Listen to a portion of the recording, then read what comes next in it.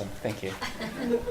It's an amazing privilege to be able to kind of jump up here and to share some of my thoughts with you guys. When Gemma said, Andy, would you come? Would you share some insight in finding purpose in your playground? I went, yeah, absolutely. I love the thought of being able to share the idea with you that life is to be loved. Life is to be lived well. And I deeply, deeply believe that we're meant to flourish and succeed in life. And it's not meant to be a tussle and a toil. It's not meant to be something that takes us out and regularly keeps us in a mediocre space. But I think we should be successful. We should be flourished. We should be flourishing. We should be alive. And so the opportunity to share is great. As Michaela's just ripped out my whole introduction so beautifully. I was going to mention, and I still will mention, I've got two amazing boys. Lockie just turned 10 in April. He's my Iron Man superhero. And Jackson is about to turn 9 next month. He's my Ant-Man superhero.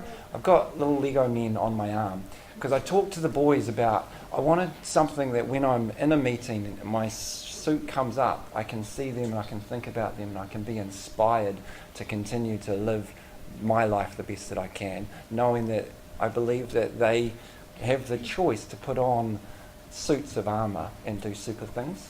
When I was thinking about superhero stuff, I don't want to, have your Superman who is born into it.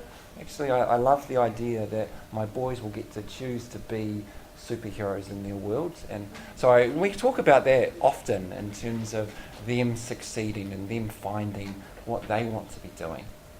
Got a fabulous wife, Jo, 13 years. It's an amazing opportunity to be able to do life with people you love, to be surrounded by people who make you better and inspire you and craft and trim off all the dross that can easily make us stupid. So, thank you, Jo. I am with Hamilton City Council. I'm the city's community and social development manager. It's a huge privilege and being a part of the community development response of our city, thinking about some of our grants that we support groups with, thinking about how do we talk better with groups that don't ever talk with council, how do we encourage communities to find their own purpose in their part of the world, and how do we support them to make dreams reality. So it's a huge thing. I've been with council for 10 years now, and I keep getting inspired by the people that I work with, both internally, amazing councillors and governance board staff, but also our friends in the community sector who I often work with. I love basketball, and you've got me on a coup. I play basketball on a Wednesday night, and I've said no to Gemma many times because basketball is not something that I throw away easily. And our season finished last week. Our team won. Significant. We're the men's champion. And so generally basketball finishes, and we've got a couple of weeks, and then the next season starts. And then I found out last week that the season started today. So it's okay. It's okay.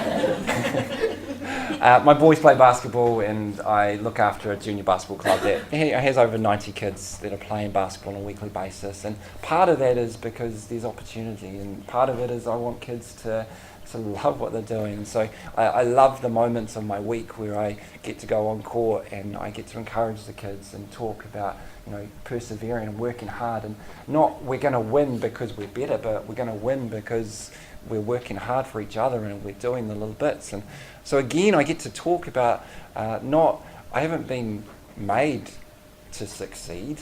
I get to choose the way that I respond and the outcomes that happen. I think we've all made pretty amazingly, but actually it's the fact that we get to choose moment after moment how we treat others, and moment after moment how we will respond to different situations that make us successful. And I love Kendall's whole explanation, and go, yeah, I know that frustration. I know that anxiety of going, life is this goat track up a mountain that I'm gonna, if I choose to do something, will I fall off the cliff? Or, if I take that little offshoot, will I not make it to the top? And, the pressure that can just be debilitating when that happens, eh? And I remember one of the most significant moments in my life was sitting talking to a friend just after Lockie was born. And we were talking about this, and we were talking about that pressure, because we want to live life well. We want to be good. We want to be successful. We don't want to be dicks. We want to be great dads, and we want to do all of that kind of stuff. And he was saying he'd had this picture. He'd just been down at the beach with his boys, and they were playing in some rock pools, and he thought about that idea of a tightrope as life. And when actually, I love my boys, and I don't need to be holding their hand, pushing them and pulling them to keep them safe. I create a safe environment, and there's danger, but it's an element to safety within that danger.